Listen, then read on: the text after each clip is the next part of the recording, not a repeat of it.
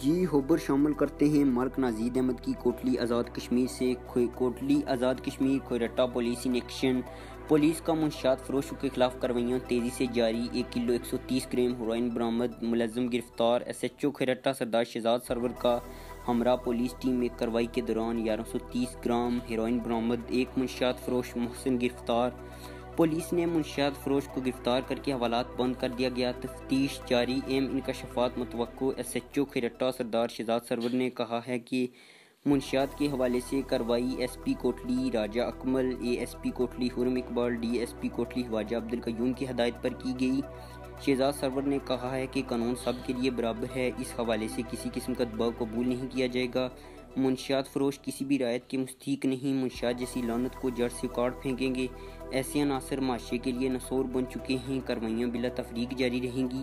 Report Malik नाजीद Ahmad, Kotli Azad Kashmir 24/7 news के साथ।